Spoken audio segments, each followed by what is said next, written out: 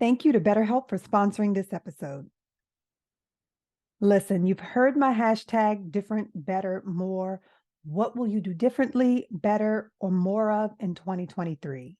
Some of you have already committed to healing from grief by working with me and my non-clinical approach to grief recovery and support. But for those of you who want to round out your healing with a clinical approach, there's BetterHelp and their network of over 25,000 licensed therapists. BetterHelp is the world's largest therapy service, and it's 100% online. To get started, you just answer a few questions about your needs and preferences in therapy. That way, BetterHelp can match you with the right therapist from their network. Then you talk to your therapist however you feel comfortable, whether that's by text, by chat, phone, or even video. You can message your therapist at any time and schedule live sessions when it's convenient for you. If your therapist isn't the right fit for any reason, you can switch to a new therapist at no additional charge. With BetterHelp, you get the same professionalism and quality you expect from in-office therapy, but with a therapist who is custom picked for you, with more scheduling flexibility and at a much more affordable price. Use this link to get 10% off your first month. BetterHelp.com/C-words. That's better, HELP.com/C-words. Listen, grief doesn't have to be grim. That's why when I talk about it on this podcast, it's about dealing with grief and loss in a way that influences the changes you want to make in your life. As you heal, what do you want to do next? Make a professional pivot, end a toxic relationship or friendship? I want you to have the confidence to navigate change. These are real stories from my one-on-one coaching sessions and my inspiring interviews with change makers. I'm Marceia Cork, the change coach, and this is Ooh, those effing C-words. And now, part 2 of my conversation with legendary celebrity hairstylist Shirley Gordon. Welcome back, MCs. I'd reached out to Shirley to continue my series of conversations for the Get You Out of My Hair campaign effort. I used the intimate stylist and client relationship to convey the relief that comes with expression of feelings and emotions to a confidant, and to use that to encourage grief support. Shirley shares her grief story as she had to live out loud as the bold and audacious stylist while battling depression after losing one sister, and then leaning on her faith to grieve another sister in a more healthy way. Here's part 2. Let's listen in. All right, so let's have some fun with this celebrity clientele then. Craziest story, wildest story of you and a client. Or something that you just observed. Oh my God. I have so many crazy stories. Okay. Client. Oh my goodness. You don't have to mention any names. I think one of the craziest stories on set when I was doing work for a publication, and it was with a celebrity. First time meeting her. Okay. And you get the jitters. You never know how people are going to be. Are they going to be nice to me? Are they just going to come out? They're just going to be mean. But, I just said, well, Shirley, just be you. God just says, he just speaks to me. He says, you just be you. And that's all you can do. So I just be me. So I'm saying to this lady, I'm like, oh, okay. So, I bought a couple of wigs, if you want to look at a couple of my wigs, or work with what you have, just tell me what you want me to do with this look. So she looks at my wigs and she likes them. And then she's like showing me her wigs.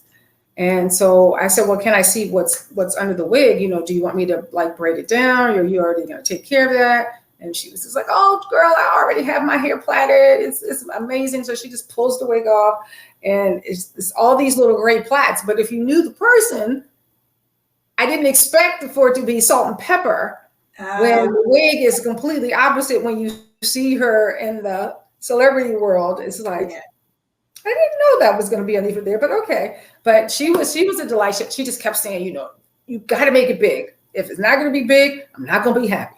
It's got to be big. So I just remember giving her the mirror and letting her see it. And she's just like, okay, yeah, I like this.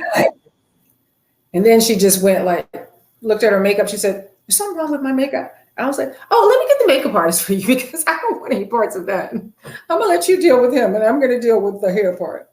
But yeah, So, that was interesting. Yeah, so that means that wigs are a part of people's lives so much that you don't ever see their real hair. You don't see their real hair at all. Wow. And I always, I don't know why. I just wanted to be like curious. I saw her flipping back and forth and I'm like, what did I just see? And then when I was styling it, I was like, oh, you know, the color is beautiful. I knew you told me that you like this color. That's why I was making some of the wigs, you know, the same color as your hair. And she said, but I don't use color. I use Kool-Aid. Oh, no, not Kool-Aid. I was like, okay, well, it worked. All right. So you mentioned some things. You said you have some goals. What's next for you? You know, I asked myself that over and over again, and I still want to dive into this whole world of film because I am very creative and I do a lot of period pieces, and I know how to. I took major classes with doing hair for film, and you know, just getting the continuity right when you're working with film and day, night, rainy day, you know, all the things that you have to learn. And I have speed, so I know I would be amazing. I just have to figure out when I'm ready for that. And I know people that I could probably sneak in the doors a little easy, but I just have to be prepared for it because I have to give up everything to do that. All right. So this amazing success, again, I do want to talk about what life has been like for you in the past year. Okay. And I would imagine it's been difficult to, I don't want to say walk away from, but like we've said on the show, you know, we know about your relationship with Robin Dixon. She even shared it during, you know, she was going through it alongside you during taping. So she actually shared it on the show. So it's very difficult probably for that to remain private.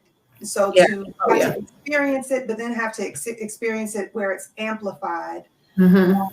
Talk about that process and talk about what you've been able to do to grieve in a healthy way, but then also pull back and have your privacy when you need it.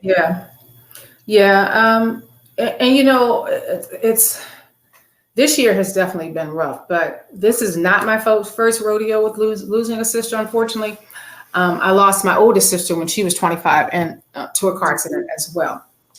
So this is like, you know, it was so many years of space in between. Like my oldest sister would be 61 right now. She left behind a daughter and she's 36. She's about to turn 37.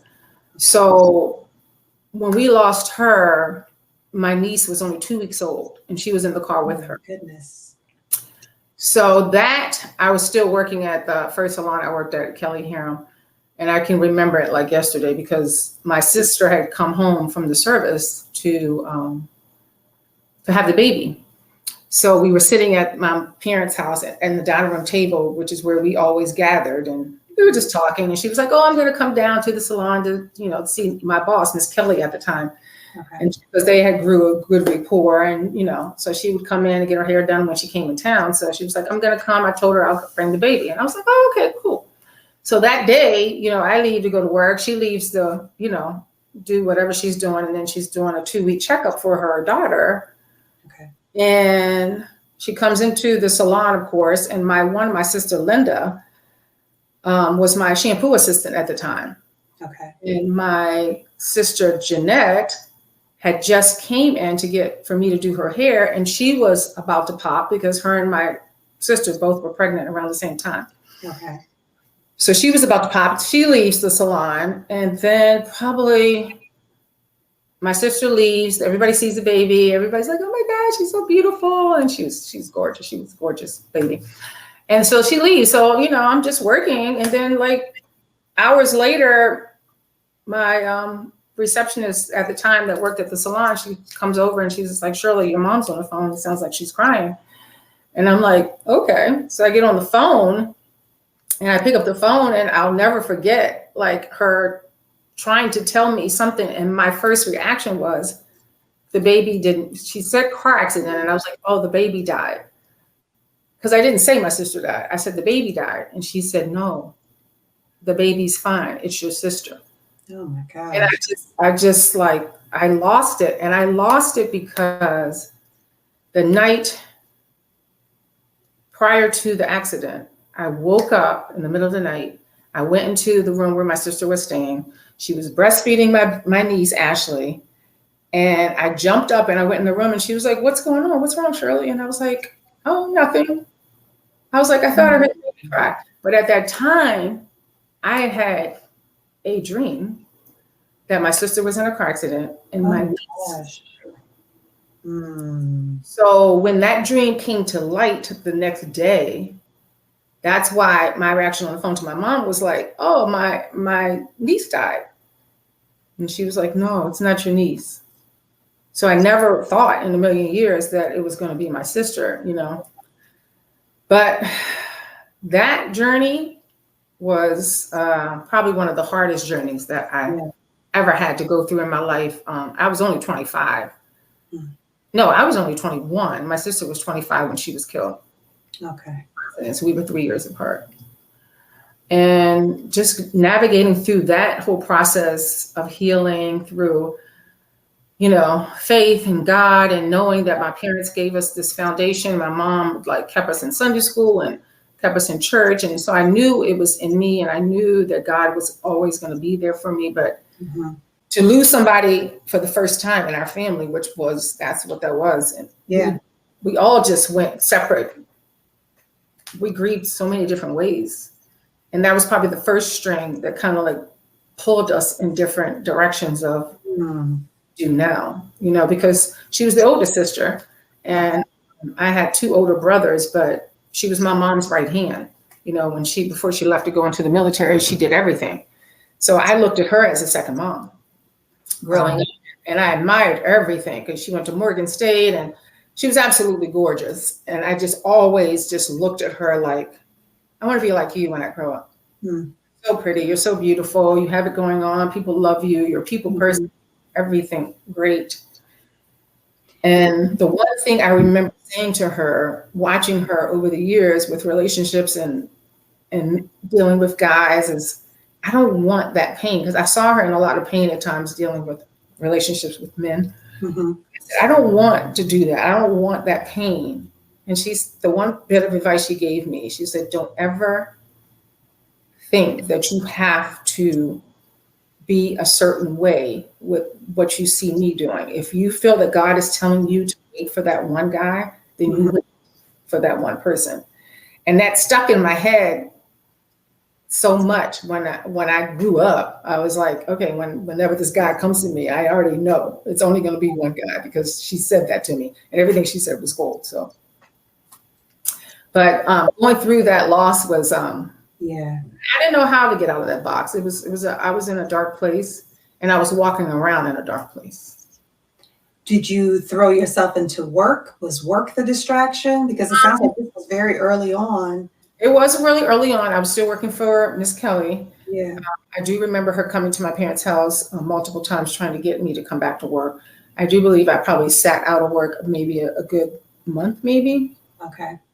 And I didn't want to be back in that place again. So fast forward to my sister that I just lost. I knew I didn't want to go back in that dark space, but I had to keep using my faith and what I knew that God was going to pull me out of to help me to stay out of it. And it was hard. It's hard because I trained Charlie. Charlie was, I'm sorry. It's okay. Take your time.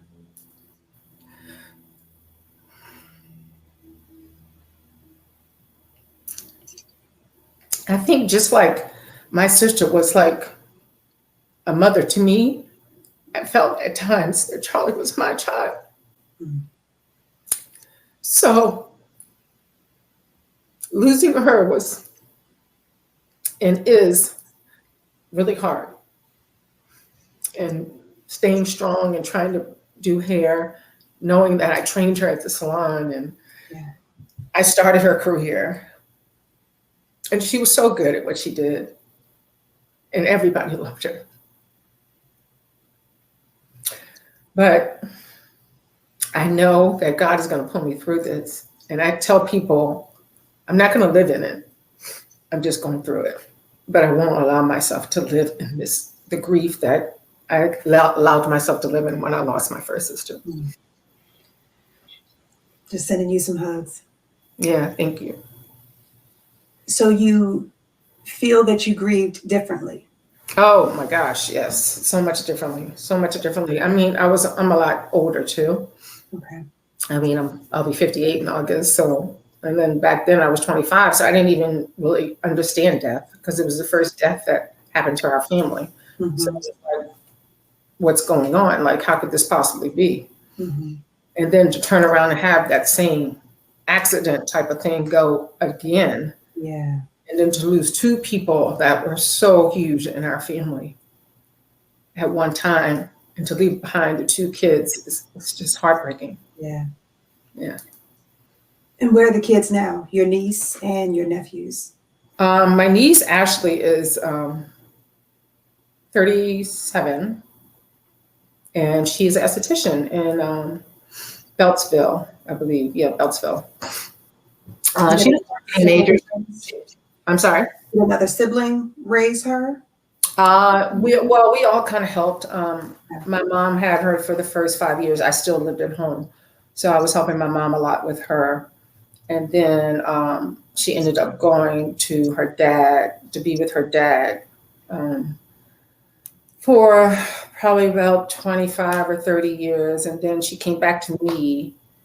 Well, she came back to me to finish high school. So she stayed with me and my husband through 10th grade through 12th, and then we sent her to Hampton. Okay. To college. Yeah. But yeah, she's doing really well. She's super successful, very marketing background, so very business oriented and really a hard worker, and she's great. But it's hard for her. Yeah, I can imagine.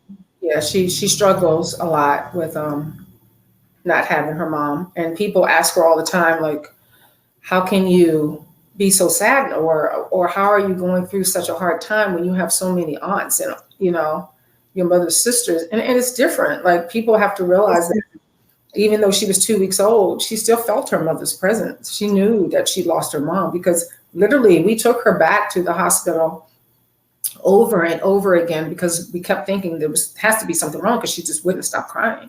Mm-hmm. Like that whole week, she just cried and cried and cried. It's like we were up, back and forth, pacing, walking, doing everything. And my mom was like, we're going to take her to the hospital again because there must be something wrong. Mm-hmm. And something just clicked in me. And I'm like, no, she knows her mom is gone. Yeah, that's what I was going to say. She also felt the absence of.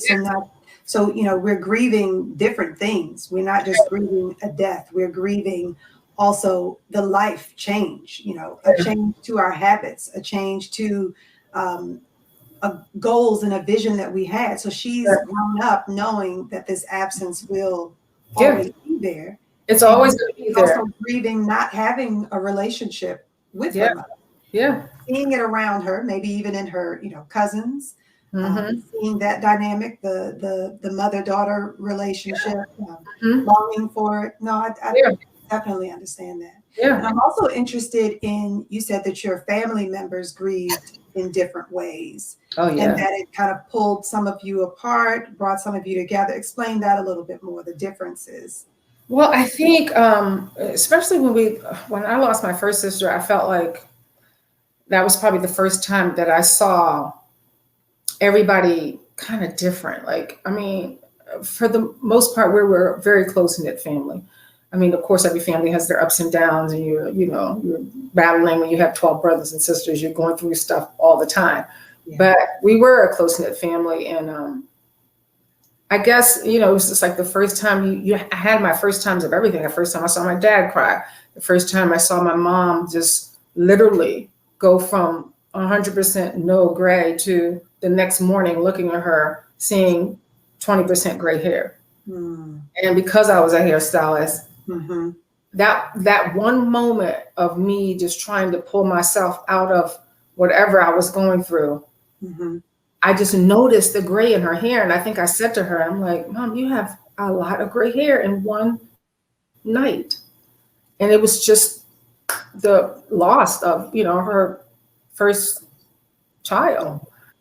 And it was seeing the pain that I mean, having my niece was helpful because I don't know if my mom would have gotten through it because, having her there and holding her and being, and she did not want to let her go. So I think that helped my mother because she's a strong woman. I know that she gets her strength from God, but she's a strong woman because to have to go through this again.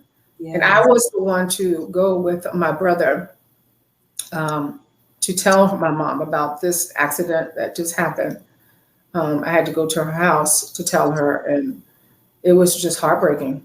It was like the first thing she said was, "I'm losing another daughter to a car accident again?" And it was just so heartbreaking. And I think the hardest part for her was that she couldn't see her.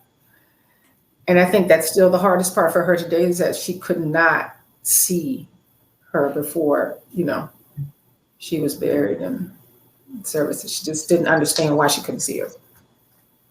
Yeah, it's not uncommon for that long, having these regrets. I have this acronym that I use that helps guide people through a sense of release or completion.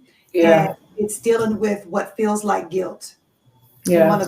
And that's probably one of the guilt and what is more like a regret is that you didn't get an opportunity to see her and say goodbye. So that definitely is, not uncommon, but it's also a good way of actually working through your grief, being able to express it and have these types of conversations with her daughter in the form of a letter. Yeah. She can communicate. Yeah, I did that. I had my niece do a letter thing before, with just like her abandonment that she feels like that everybody who comes in her life is going to abandon her because she felt like that her mother abandoned her by dying.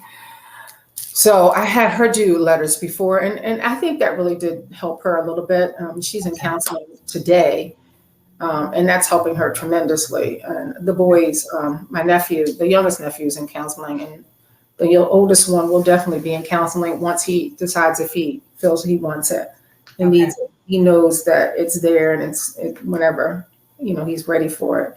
Yeah, I do want them to go into counseling, but I think with my mom, the fact that we did cremate both of them because, after the car accident, there was no way for her to see them. And I think that's what messes with her because she knew she saw my older sister and she couldn't. It's like, Mom, it's not that we don't want you to see her. You can't. There's nothing to see. So you can't see her. And I think the sadness that I saw in her eyes when she finally understood what I was saying without me having to tell her exactly. Yeah.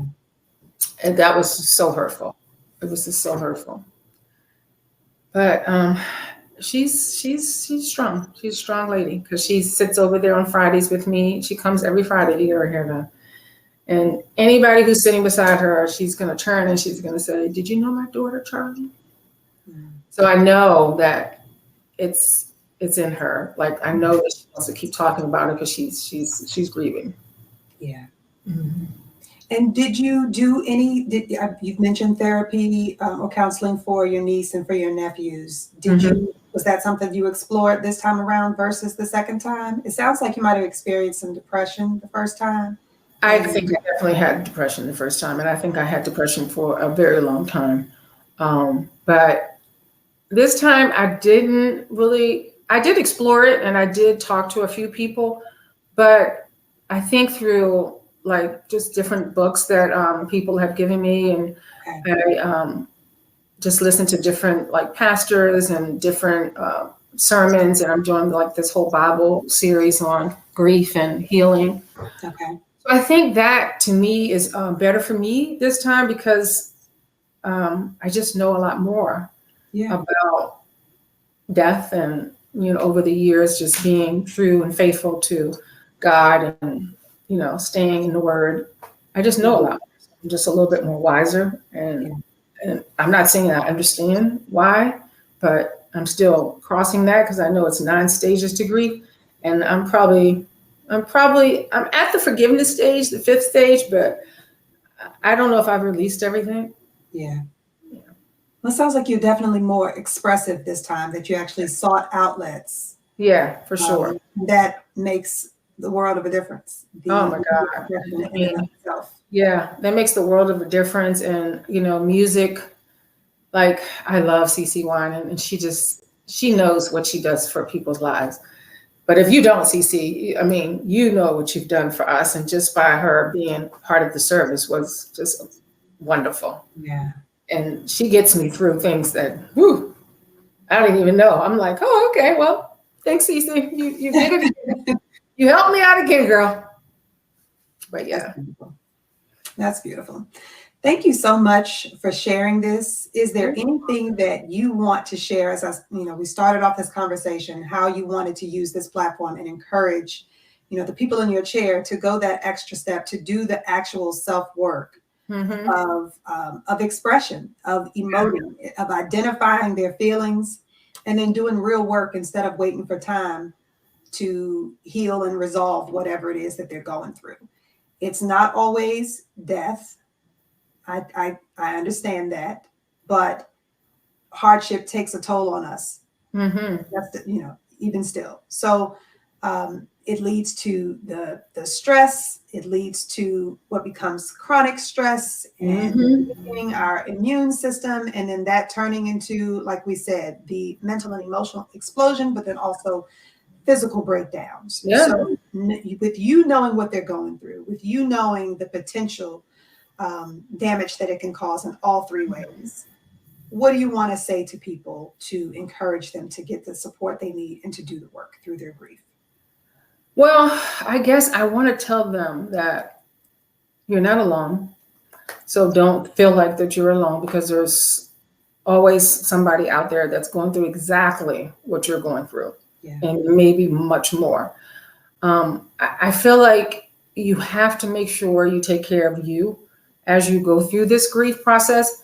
And I know that it's hard because you're the one that you're going to forget about. You're going to forget all about you because you're going to try to use so many things and so many outlets to bury the grief if you don't take care of it.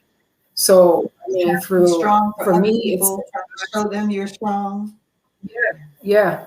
For me, it's God. For me, it's my faith, my family, just staying vocal about it, like feeling like letting people know, if I have a good day or bad day, or, I'm thinking about her a lot, or, there are times when me and my sisters can gather at the table and we can all talk about her. But there are times when it's like an elephant in the room, like nobody really wants to say anything because, we've gotten together several times since she's been gone, and it's different. It's never going to be that same sister relationship that we had before, because there is that person missing that, that was the light of the party or my little instigator, and we did little things together and we made everything really fun. And now I'm like looking for that person that, to help me agitate the rest of the sisters or pick on one of the other sisters, and I don't have that anymore.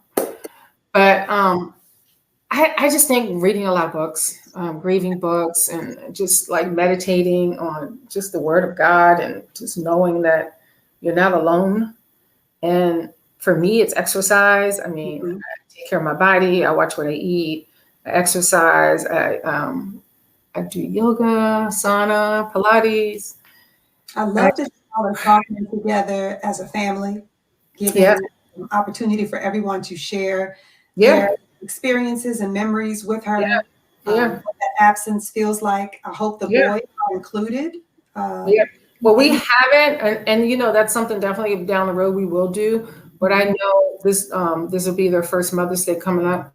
So, and this month alone, it's like everything's kind of elevated because it is going into the year mark. And my nephew, the youngest nephew, he's very verbal, and he says exactly what he has on his mind. He quotes scriptures all the time. He's always on Instagram posting something. So he's definitely he's hurting. He's hurting a lot. But I'm so thankful that he is using the outlet to just let it out instead of keeping it in, So I think when you keep it in, which is what I did when I lost my first sister for a while, I think it made a lot of things go different in my life, you know. I mean, I might have even pushed people away, and you know, you don't realize what you're doing because it's that grief that you're not letting out. Right. And it's That's toxic. a lot of It's things. toxic. So it really makes things worse. Yeah. We think we're doing the right thing by Yeah. holding it in. Sometimes Yeah. we're holding it in because we want to just avoid that it happened Yeah. altogether. Yep. That we want to, you know, pretend that we're fine. And so if we're avoiding people, then they don't see that we're not Yeah. fine. Yeah. And letting time get us back to a place where we feel comfortable being visible again. Mhm. But all of that is toxic. And Yeah. it sounds like you've recognized that Yeah. as the difference between how you grieved the first time around and Oh, how yeah. you're grieving this second time around. Absolutely. Absolutely. The distractions are not going to help. The avoidance is not going to help. The No. only thing that helps is communicating it, actually Yeah. identifying what it is that you feel and expressing it. Yeah. And so I love that it sounds like at least one of the boys, hopefully they'll both get to a point where they're comfortable communicating with either the therapist or someone in the family. Yeah, for sure. About that loss. Yeah. Yeah, because it's, I mean, I don't really know how they feel because I'm not in their shoes, but I can only imagine the close-knit family that they were, Yeah. how they feel. Because, I mean, when I look at them, my heart goes out to them. Yeah. Because it's just like the little one, I mean, the oldest, I remember the oldest one, his first thing he asked was, both of them? Yeah. But why both of them? And I remember that's what he said. And I was just like, I didn't have any answers for him because I don't know myself. Did they take time off from school? No, they didn't. They went right into school. Yeah, he went I right have some into summer school. exercises. Yeah. If you don't mind me sharing them, you don't have to pass them on, but I do have some exercises specifically for children. Yeah. And for the adults in their lives to actually do the Mhm. exercises alongside them. Oh, yeah. Yeah. Sure. So I'll share those. Yeah, share those with me for sure. Because I would love to give those to my sister Linda. Because the little one, you know, she'll make sure that they do those together. Okay. And it's Because it's going to be a journey. It's not going to be something that's overnight. It's going to be something that's going to follow them for the rest of their life. Because they have to learn how to chart a whole different territory now. Absolutely. And learn how, like I'm trying to learn how to live a life without my sister. And you know, I'm lost some days, so I don't really know how to do that. Yeah. Yet, but I'll get there. And I love that you're actually exploring therapy this time. So, Yep. Yeah. Yep. I have to. Yeah. Thank you so much for this. You're welcome. You're welcome. Transparency. I know it's difficult. Yeah, for sure. But it is beneficial. Mm-hmm. I agree. Yeah. Mm-hmm. I agree. They can find me on social media, Shirley G. Holt Hair. And they can, all of my information's on there.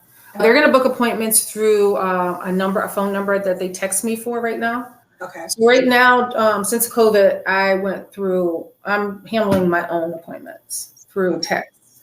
So that's usually on my website and it's on all the social media platforms. Okay. And what was And the if they website? call the salon, then they'll also get a voice message saying call. Okay. Right. Thank you so much. This has been great. Thank you so much. Thank you for sharing your career story, those amazing highs. I've gotten to see you in a whole different light. Thank you. Thank you. All right. Take care. All right. Take care. You too. Bye-bye. Yeah. I really do see her now fully, you know, beyond the larger than life persona and work we see on screen and in magazines. I can see how these losses have shaped and reshaped her. You know, Shirley's grief and recovery parallels a lot of my grief framework. So, you know, we heard the difference in how she grieved, the difference between grieving both of her sisters. So for the first sister, she went from grieving alone and progressing to depression, you know, with that first loss, with her first sister, to then with this time, the more recent loss, exploring grief methods. We hear how they grieved as a family this time versus grieving separately the first time, which is, you know, really seen in my family exercise where I have each family member share their feelings, their emotions, the impact of past memories of their loved one. They share them in a way so that, as a group, they have this supported opportunity to share disappointments, to share regrets, and to share those things alongside the positive memories. We heard how her niece mourns the absence of her mother and mourns the mother-daughter relationship that she never had an opportunity to experience. And this type of grief is called disenfranchised grief. It's when, people don't understand, they don't fully acknowledge or understand why you're grieving, or they don't openly acknowledge or support that what you've experienced is still a loss. The absence of something is still a loss. And this is seen a lot in the Black community, actually, when we grieve things like, not having a parent present. That's something that I've dealt with myself, which people don't understand. Or the feeling of inadequacy, or, with being poor, or with being denied an opportunity, not having children, the impact of being fired, losing that professional identity. It's being something that you've never had or experienced does still induce feelings of grief. And lastly, I want to point out, how we need to offer more grief support to our kids. Did you notice how it's expected for kids to go right back to school after losing a loved one? You heard me ask her about her nephews when they lost both of their parents. Did they go right back to school? And she said yes. So we need to ask ourselves, why is that? Adults have bereavement leave. Why is it that there's no standard, no policy for allowing a child to adequately grieve, right? So these, resilient children, we always talk about children being so resilient, so strong. These resilient children who experience loss and trauma then grow up to be adults with, autoimmune diseases, psychosomatic conditions, unexplained health problems, and compromised mental and emotional wellness, So that's where I want to leave you. I want to leave you with, what haven't you healed from? What haven't you adequately grieved and attached feelings and emotions to, So if you know Shirley and you've been in her chair and you've experienced firsthand the relief of expressing to her as a confidant, then you already know, the power of grief support and getting something out of your hair. Yes. I hope you enjoyed this conversation. Please make sure you head on over to my YouTube channel, youtube.com/the It's Marceia Cork, to enjoy the visuals of this episode.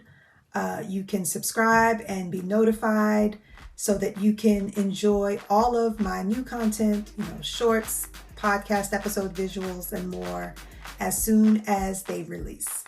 So until next time, MCs, bye-bye.